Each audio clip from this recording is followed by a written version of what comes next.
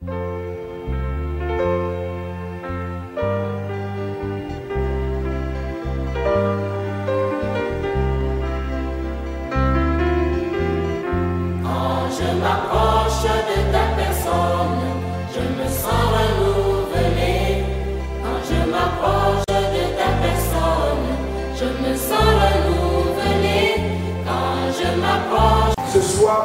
matin, partager avec vous va se trouver dans le livre de Marc chapitre 10. Ma prière pour l'Église, c'est que nous parvenions à comprendre que, comme je le dis toujours, Dieu nous a choisis pour nous faire du bien. Dieu nous a choisis pour nous faire quitter d'un point A et nous amener à un point B. Dieu ne nous a pas choisis pour nous garder là où nous sommes, liés par les fétiches, prisonniers des esprits méchants, ou attachés dans des liens familiers. Non, Jésus nous a appelés pour nous faire monter. Que quelqu'un dise Amen. Il nous a appelés, il nous a sauvés pour nous faire monter, pour nous faire aller de l'avant. Celui qui comprend cela et qui travaille verra cela devenir une réalité au nom de Jésus. La Bible n'est pas un livre d'histoire, non, c'est une vie. Et celui qui raccorde sa vie à la Bible verra les promesses de la Bible devenir réalité dans son quotidien. Marc chapitre 10. Nous allons lire à partir du verset 26.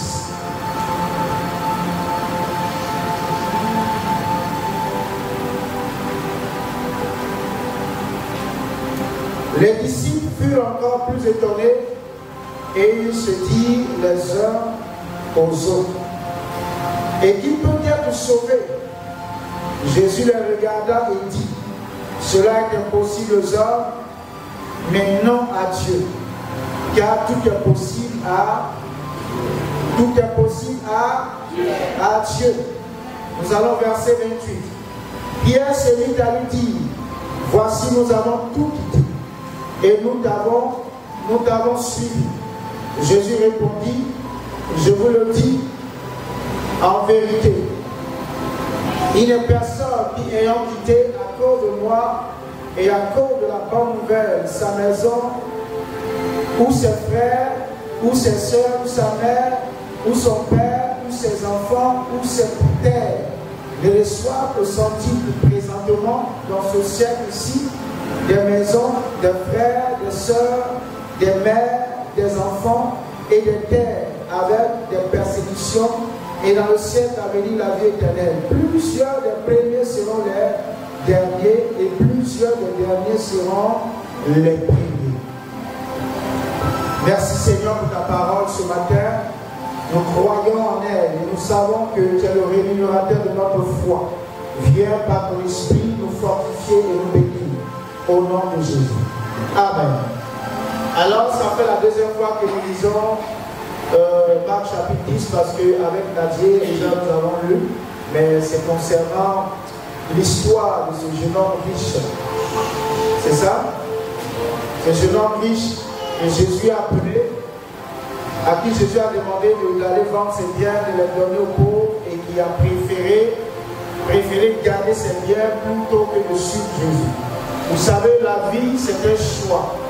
Et les gens qui pensent que quand Dieu les appelle, même s'ils décident de ne pas suivre Dieu, Dieu va les obliger à le suivre. Non. Jésus lui-même dit, il rencontre un jeune garçon, un jeune monsieur, il regarde le jeune monsieur, il lui pose des questions. Jésus lui dit: va, vends tes biens, viens et suis-moi. Mais le monsieur décide de garder ses biens plutôt que de suivre Jésus. C'est pourquoi vous allez voir dans l'église, tu peux rencontrer Jésus, mais tu peux décider de ne pas le suivre. Plusieurs ont rencontré Jésus, ont même parlé avec lui, mais ont décidé de ne pas le suivre. Jésus ne t'obligera pas à le suivre. Il y a des gens qui posent des questions à Jésus, qui parlent, qui ont des questions. Et quand Jésus répond à leurs questions, ils trouvent que ce que Jésus leur demande est trop difficile, alors ils décident de prendre leur propre chemin. Mais ils ont rencontrer quand même Jésus. C'est pourquoi dans l'église, vous allez voir des gens qui connaissent Jésus, mais qui ne veulent pas le suivre, qui ne veulent pas suivre les traces de Jésus. Et c'est cette histoire-là qui va à la suite. Jésus va dire qu'il sera plus facile pour un chameau de passer par le trou d'une aiguille que pour un riche d'entrer au ciel. Et vous savez, c'est un test qui, dans les premières années d'évangélisation en Afrique, a poussé plusieurs chrétiens africains à avoir peur de la richesse. Amen. On te dit que ça va être plus facile pour un chameau de passer par le trou d'une aiguille que pour un riche d'entrer au ciel. C'est pas mieux de rester pauvre. Quand on veut aller au ciel, Jésus dit, le chameau, qui a déjà vu un chameau? Moi, la première fois que j'ai vu un chameau, c'est ici à Ouaga, et j'étais dans un quartier, je suis sorti comme ça, voilà un Touareg avec un chameau, il était même sur le chameau. Grand! Il m'a fait le chameau. Il est costaud. Jésus dit que cet animal-là passera face. Est-ce que vous voyez un peu l'image? Plutôt qu'un riche, un babadjer, un warifatjer, un liminaba, de passer par le trou d'une aiguille. Alors les premiers chrétiens ont compris que, écoutez, la richesse et la foi ne vont pas ensemble. Donc quand tu veux vraiment entrer au ciel, il faut être pauvre. Voici l'évangile que certains ont compris. Alors que non, Zachée n'était pas riche. Zachée était riche. Mais Zachée a décidé d'utiliser sa richesse pour glorifier Dieu. Donc on peut être riche et entrer au ciel. C'est pourquoi les disciples ont dit, mais alors qui peut être sauvé? Jésus leur répond pour dire, cela est possible aux hommes, mais à Dieu, tout est possible.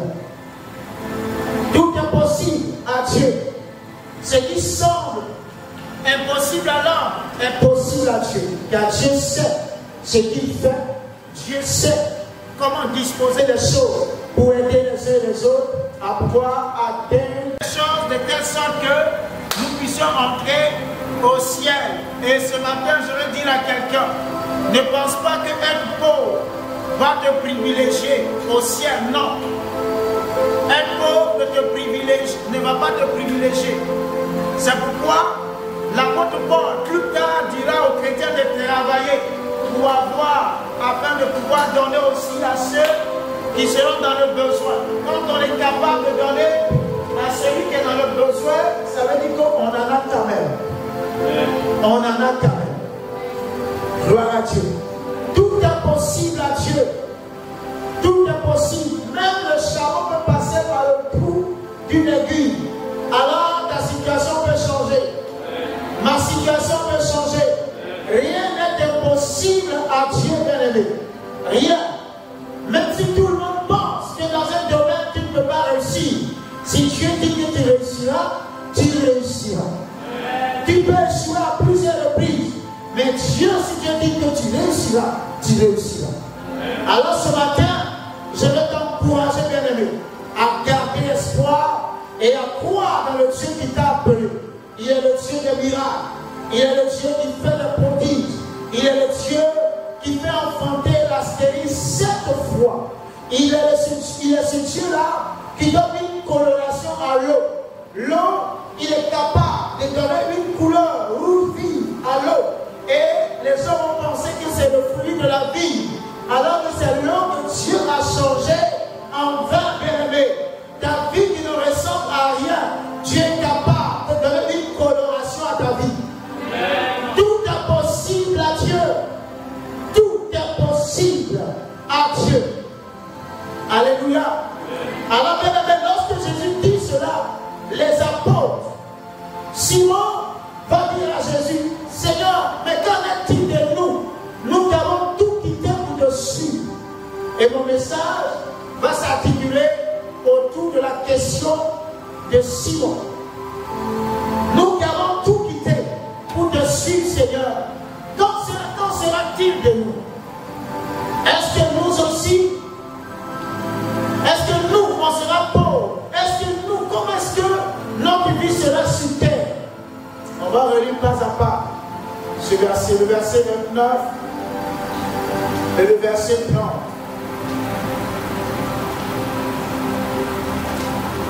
Jésus répondit, je vous le dis en vérité, il n'y a personne qui ayant quitté à cause de moi et à cause de la bonne nouvelle sa maison.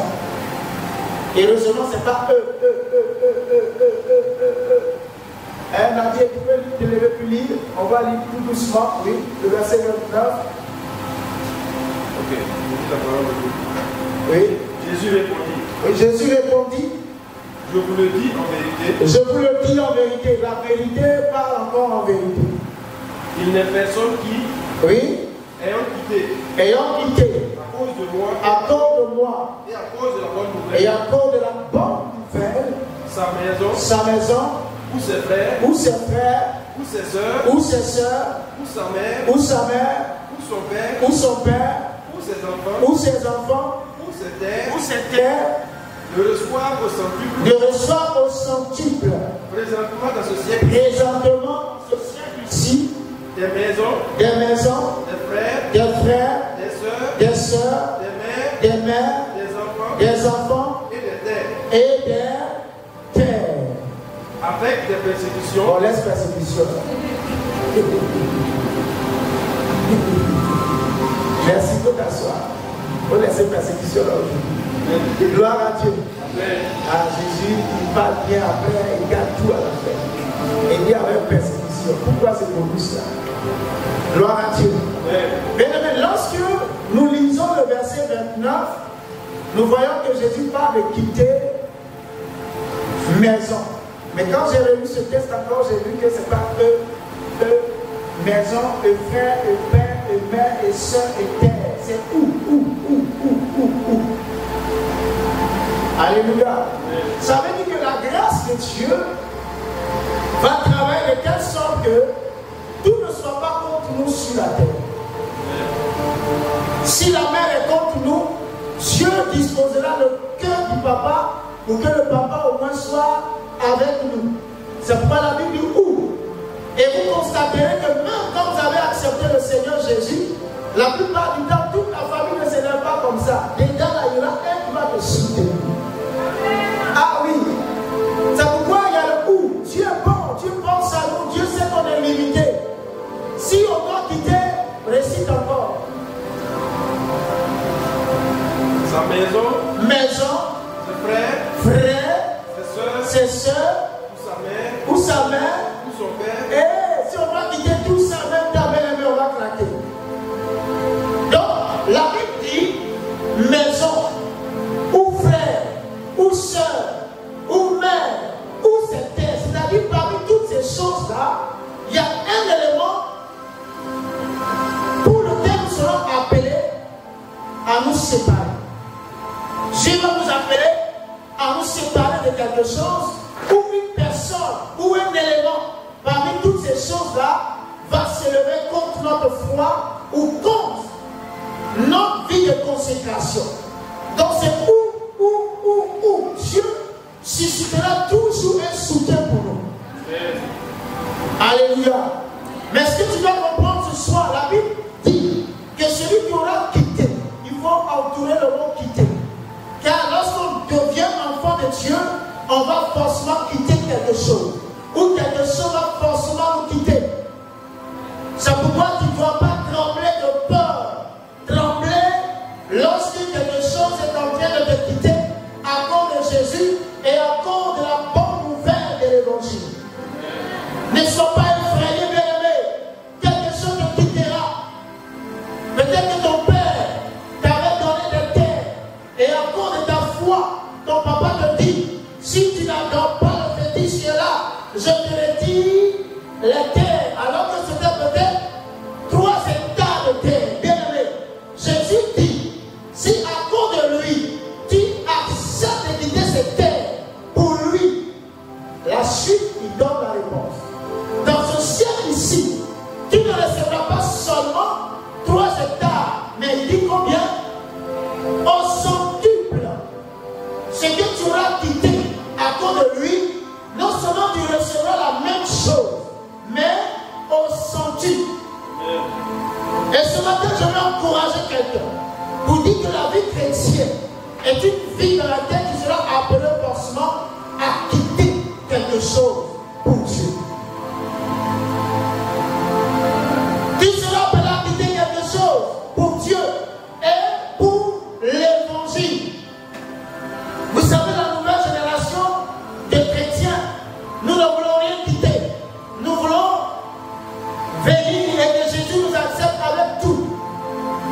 Lorsqu'une persécution se lève, lorsqu'une opposition se lève, on dit non. Aujourd'hui même, il n'y a pas de débat. Les chrétiens ne réfléchissent pas trop. Quand la famille, quand le père se lève contre l'enfant qui est devenu chrétien, souvent l'enfant vient voir le pasteur ou bien lui dit: ah, mon papa dit que si je continue d'aller à l'église, il va arrêter de payer mes études ou bien il va me chasser de la maison. Vous savez, aujourd'hui, les gens ne réfléchissent pas. Quand c'est comme ça, les gens préfèrent abandonner Jésus pour suivre le papa. Jésus dit: si tu veux bénir sur cette terre, accepte de perdre quelque chose. Tu n'as pas dit amen. Si ton papa se lève contre toi et qu'il te dit: choisis entre Jésus et moi, dis à ton papa: papa, je t'aime, mais je mets Jésus avant toi. Ah oui, je mets Jésus avant toi. Mais toi, papa, je t'aimerai toujours. Mais Jésus, là, il vient en premier. Soyons prêts à quitter des choses pour recevoir donc selon la parole de Dieu. Quand nous venons à Christ, souvent, on vient à Christ, on a déjà un copain dans le monde. Parce que Jésus n'a pas tout cité. Jésus dit, ton copain te dit, si tu continues d'aller à l'église, on se sépare. Il t'a pas doté, tes parents même ne le connaissent pas. Personne ne le connaît. Il te dit, si tu vas dans leur église bizarre, les gens sont bizarres, toi et moi c'est fini. Et puis toi aussi tu pleures. Il dit, Seigneur, aide-moi. Qu'est-ce que cela a fait d'elle? La parole de Dieu est claire. Quitte-le. Ah oui, quitte-le. Si tu quittes le copain, Dieu ne va pas te donner un copain. Il va te donner un frère qui va devenir ton mari. Il va te donner un mari, pas un copain. Un copain. Copain ou copine. Non. Dieu te donnera une femme. Dieu te donnera un mari. Voici ce que Jésus te promet. Mais vous savez, aujourd'hui, nous réfléchissons comme le monde. Je tiens au mieux que, c'est ça, non? Hein? Quoi? Un tient au mieux que deux tu auras.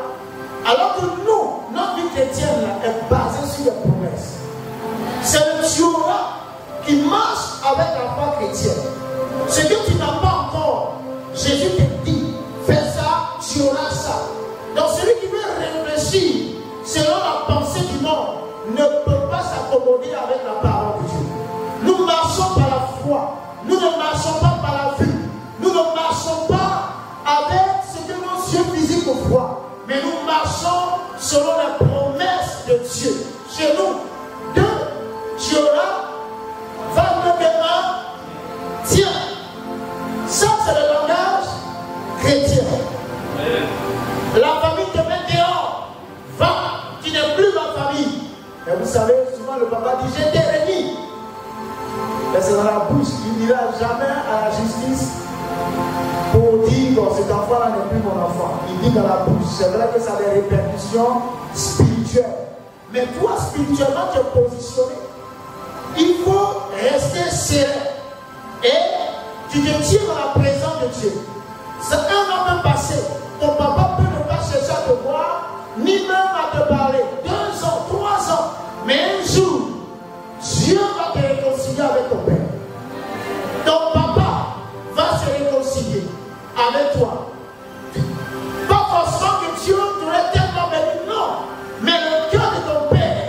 sera travaillé par la puissance de Dieu. Donc n'ayons pas peur de perdre le 1 que nous tenons aujourd'hui. Ayons la foi de perdre le 1 que nous tenons et croyons en Dieu que le 2 qui nous a promis, il va nous le donner. Il dit au centuple. Au centuple, vous savez, les païens se moquent de nous. Aujourd'hui, quand on dit, il faut donner, et Dieu va te donner. Et le langage du monde, c'est une moquerie. Donnez et vous recevrez.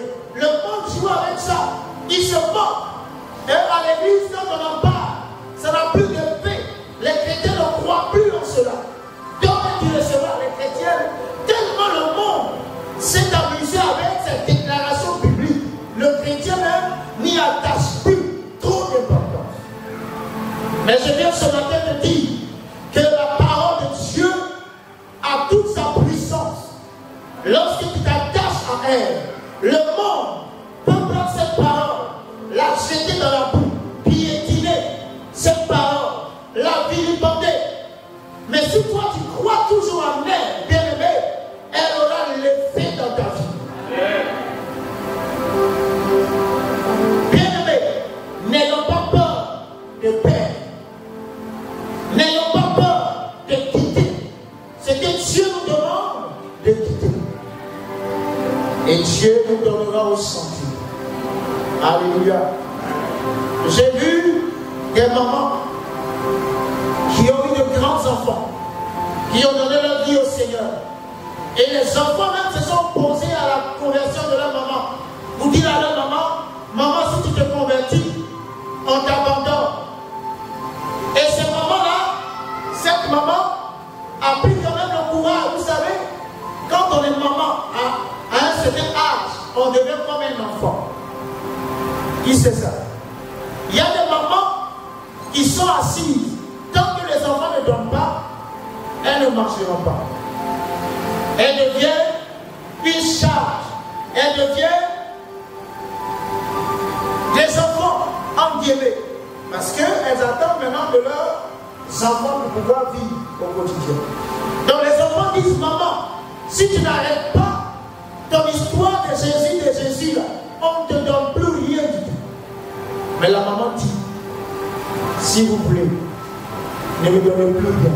Le Jésus que j'ai rencontré, je le garde jusqu'à ma mort. Mais la communauté dans laquelle elle était, elle a perdu ses fils, ses filles, mais Dieu lui a donné des fils et des filles à l'église. C'est ça la communauté. C'est pourquoi la leçon de ce matin est tellement édifiante avec la question qui a été posée, avec la réaction des uns et des autres. Vous savez, une église, tous les miracles ne vont pas tomber du ciel. Les miracles ne vont pas tomber du ciel. Vous savez, ce matin, quand je priais, il y a une image qui est venue dans mon esprit où un enfant sort. Parce que souvent, quand nous prions, nous disons, Dieu, fais ça pour moi, fais ça pour moi. Et voilà l'image que Dieu m'envoie. Un enfant qui sort, le père l'a bien nourri, le père l'a équipé de tout. Il sort, il va, il voit une difficulté, dehors, et tout, il vient voir son papa pour dire, papa, viens régler pour moi. Non. Le père t'a déjà équipé. Qui doit pouvoir te défendre dehors. Qui doit pouvoir agir, réagir dehors. C'est ça aussi les chrétiens. C'est pourquoi, dans la prière, en tant qu'enfant de Dieu, lorsque nous comprenons cela, il y a des prières que nous n'allons pas faire. Nous dire, Dieu, donne-moi ceci, donne-moi cela. Tu dis non. Le langage du change. Et tu parles directement à la situation. Parce que tu sais que ton père t'a déjà donné la capacité, le pouvoir de dominer, de marcher sur cette situation. Mais un enfant, tout le temps, le temps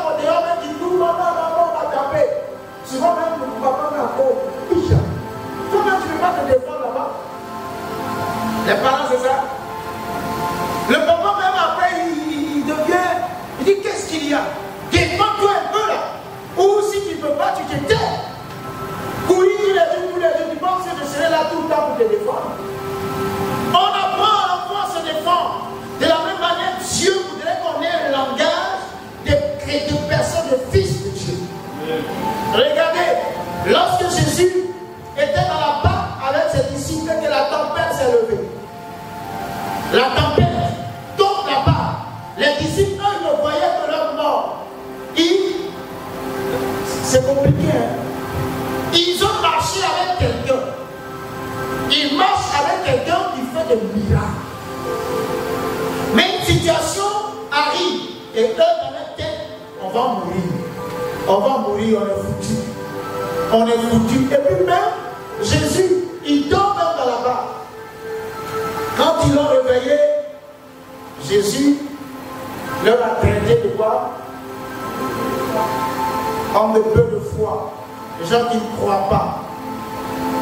Et est-ce qu'il a dit, Père, oh Dieu, calme ce vent? C'est comme ça qu'il a prié. Il a dit quoi? Qu'est-ce qu'il a dit? Il a ordonné à la tempête, à la mer de se calmer. Et les disciples ont dit, mais quel est ce temps? À qui même? Quoi? Le vent, la mer obéit. Et la Bible dit qu'ils se sont prosternés encore devant lui. Oui, c'était pour montrer la seigneurie de Jésus. Mais bien aimés, nous devons apprendre à parler aux situations. À parler aux situations. Sinon, Dieu veut faire ça pour moi. Non, il faut prier, il faut parler à la situation. Quand tu es dans la prière, tu parles à la situation. Tu parles à la situation. Tu dis, mon Père a donné dans sa parole le pouvoir. Alors, situation qui me dérange, c'est à toi que je m'adresse. Au nom de Jésus, qui va dégager. On a même le fatigue.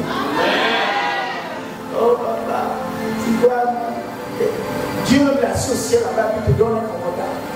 Tu finis de prier même comme ça, tu sors, tu as mal à la tête. Tu dis, mais j'ai fini de prier, j'ai un commentaire spirituel que tu as reçu. Parce que ton Père, il est dessus de toi. Et le papa, viens, papa, viens.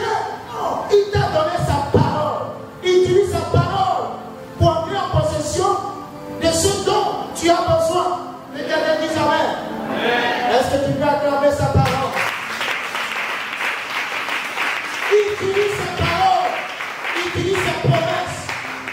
Il utilise sa parole et sa promesse.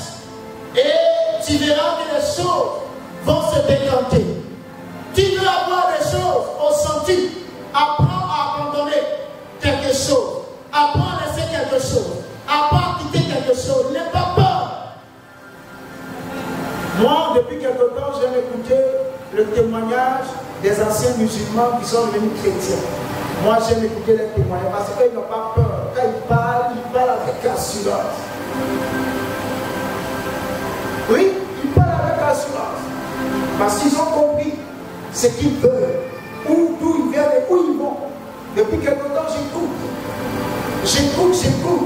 Et je vois que ce sont des gens qui ont compris que Jésus a vraiment touché et qui sont sur le chemin du ciel. Ils n'ont pas peur. Ils déclarent que Jésus est Seigneur. Souvent, quand ils se convertissent, la famille les rejette.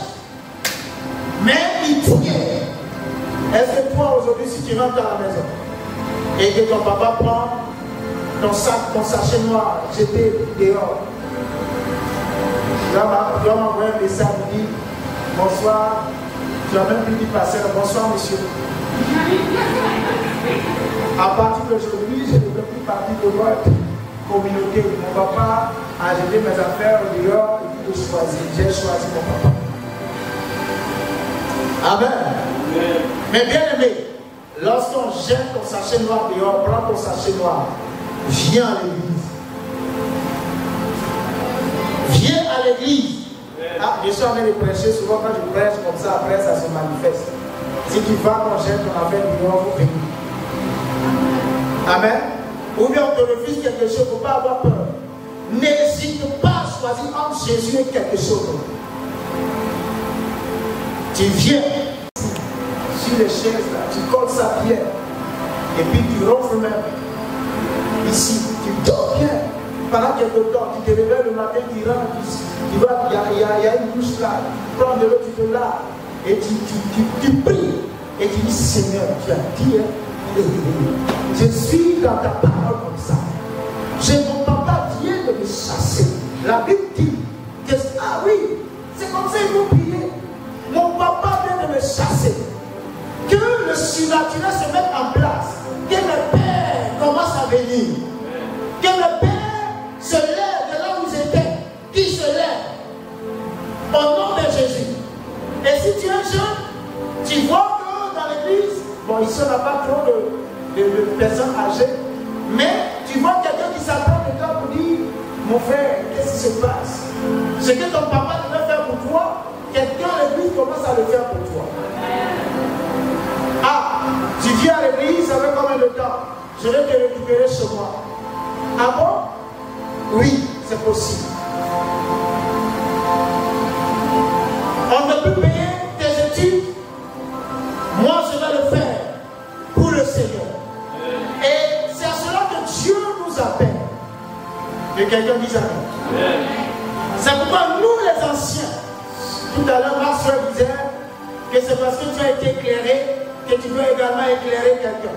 Nous qui sommes les anciens, nous devons travailler, nous donner les mains pour aider ceux qui sont dans les difficultés.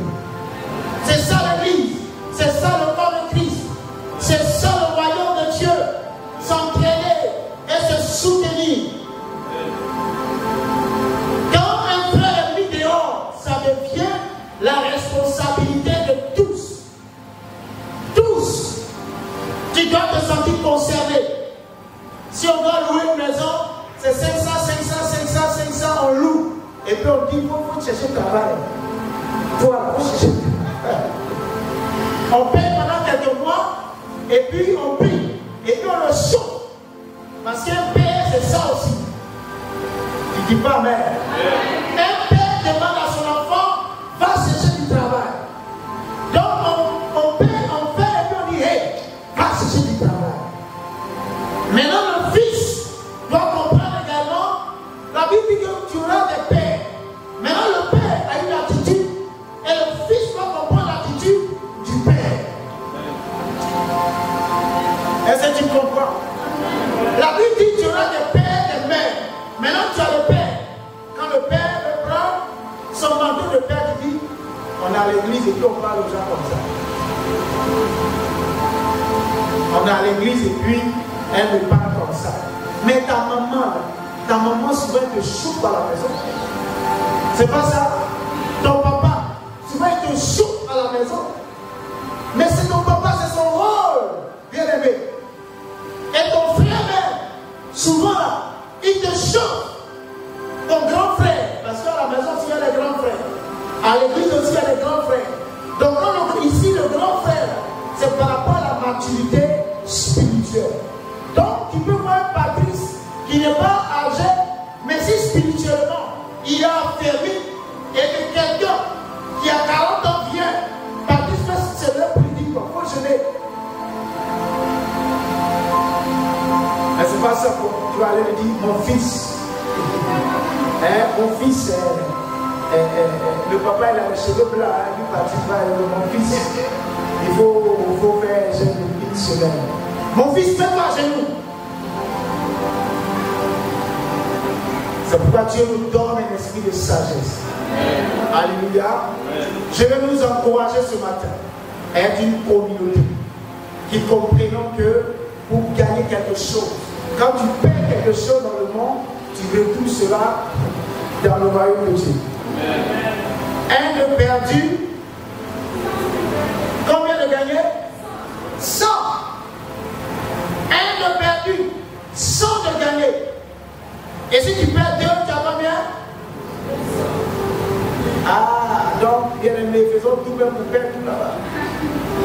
Et puis, Dieu va multiplier. La Bible dit qu'on aura des terres.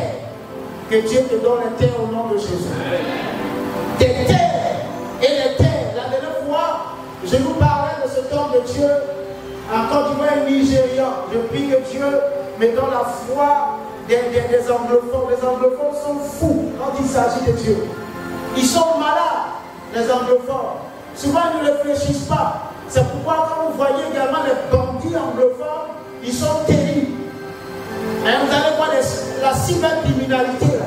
Ce sont les anglophones qui nous ont appris ça.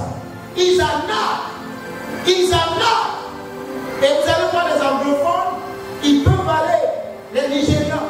Si vous fouillez même ici, vous allez voir. Ils vont au Nigeria, ils disent à leurs parents, j'ai du boulot, ils prennent 2 jeunes petites filles, ils viennent c'est pour les prostituer. Les anglophones, quand ils veulent faire quelque chose, dans le mal ou dans le bien, ils sont déterminés. Ce pasteur, souvent, l'argent qu'il devait prendre, payer la scolarité de ses enfants, il prend, il met dans le. Mais, je vous l'ai déjà dit, aujourd'hui, ce sont des gens, des fidèles dans l'église, qui ont décidé de scolariser ses enfants. Voici ce que Dieu fait. Mais souvent dans la francophonie, comme le pasteur dit, si je fais ça là, parce que je regarde le visage de mes disciples, qui peut faire ça? Qui? Parce que le francophone, pour lui, le pasteur a toujours l'argent. Pour le francophone, les leaders ont toujours l'argent. Alors que l'anglophone, lui, il se base sur la parole de Dieu. Ce que la parole de Dieu dit, c'est ce qu'il fait. Alléluia. Et regardez, hier, j'écoutais une émission sur une chaîne chrétienne où on donnait les raisons pour lesquelles les gens quittent les églises. Et il y a une dame qui disait que au Nigeria, il y a quelques-uns qui ont quitté leurs assemblées parce que l'offrande seulement peut faire 1h30. Offrande seulement peut faire 1h30. Donc les gens trouvent qu'on passe trop de temps dans les offrandes et dans les dîmes. Mais regardez, vous savez, l'église des Courriers des Beaux peut quitter ici jusqu'au château. Ça même, ça dépasse ça. C'est-à-dire, peut-être au feu ici, jusqu'à l'autre feu, ça dépasse. Et pour avoir de la place, il faut te réveiller à 2 h du matin pour aller à l'église le dimanche. Mais intérieurement, l'offrande va prendre combien de temps? Le temps que Nadia prend le panier, tu vas marcher du feu là jusqu'à le feu, ou bien au feu même de 2 boutiques là-bas. Le temps de marcher aller là-bas, puis le temps de marcher le venir, ça va prendre du temps. Et les gens dorment. Les gens dorment. J'ai suivi également un autre documentaire avec mon épouse sur une chaîne de Canal+, et c'était pour délivrer l'église. C'était encore au Nigeria. On faisait passer la corbeille, les gens donnaient avec joie. Et voici le commentaire du journaliste que dans la méga église, les pasteurs s'enrichissent. Voilà. Alors que le monsieur, il a conçu toute une cité. Quand les gens viennent à l'église, les femmes, seules souvent, les veuves, il leur donne des maisons. Et ce volet-là, ce n'est pas mis en avant. C'est l'argent que les gens donnent, qui fait mal au monde. Mais je vous assure aujourd'hui, quand tu perds tes unités, là, on ne te coupe pas. Quand tu te réabonnes à Canal+, on ne te coupe pas. Qui gère ça? Elle a dit qui est dans la fonction publique. Ce n'est pas le président. Toi, tu t'es déjà levé à l'aide dire au président comment tu gères l'argent. Même ton loyer, tu n'arrives pas à payer. Est-ce que le président s'est une fois soucié de ça? Mais à l'église, quand ça chaud sur toi, tu te tournes vers le pasteur. Le pasteur, même s'il n'a pas pu tout donner, va te donner un peu. L'église va faire un peu quand même. Mais le monde critique tellement que souvent, maintenant même, les gens viennent à l'église sans porte-monnaie. Si c'est parce que je fais un porte-monnaie quand il fait l'offrande. Et puis maintenant, les hommes ont pris les pantalons sans poche. Il n'y a pas de poche. On va voir. Et je vais mettre l'argent de la vie offrande, on va voir. Ils n'ont pas dit qu'ils sont intelligents. Nous aussi, on est plus intelligents. Videz vos poches. Faites sortir vos sacs. Il n'y a plus sac, il n'y a plus porte-monnaie, il n'y a plus poche. On vient à l'église, on finit de prêcher, vous avez reçu gratuitement donné. Voilà le verset biblique que les gens aiment. Et tout à l'heure, vous avez vu quand le micro s'occupait, qu'est-ce qu'on a mis dedans? Des billes. C'est comme ça. C'est pas gratuit. Ou bien tu vas à la boutique. Tu dis Rebo Shalabaya Doropin, Rebo Shelebebebebebebe. Non, il faut passer on est giflé. Giflé. Ou bien à la fin du mois, quand le bailleur vient, on sort de la tombe. Rebo Baba, mets-toi, j'ai dit Rebo, Rahaba, va te bénir au nom de Jésus. Ça ne marche pas. 200 000 pour le loyer. Chaque mois. Sinon, on prend le barrage comme ça. Le monde ne peut pas comprendre ça. Mais toi et moi, nous devons comprendre. Et quelqu'un dit Amen. Donc, tout ce que nous perdons dans le monde, Jésus promet le centuple dans ce ciel-ci. Et le plus important, c'est la vie éternelle. Donc, celui qui veut que tu choisisses entre lui et Jésus, demande-lui s'il peut te donner la vie éternelle. Demande-lui. Quelqu'un qui te dit, si tu choisis Jésus, toi et moi c'est fini. Demande-lui, tu peux me donner la vie éternelle? Si tu peux, là, je reste avec toi. Est-ce que tu ne peux pas? Pardon, laisse-moi continuer à suivre Jésus. Ah oui, laisse-moi suivre Jésus. Laisse-moi le prier. Si tu veux être avec moi, sois avec moi. Si tu ne veux pas aussi, bye bye. Jésus est fidèle, il va faire. N'ayons pas peur. Ce que Jésus dit, il le fait. Amen. Est-ce que vous pouvez acclamer le Seigneur?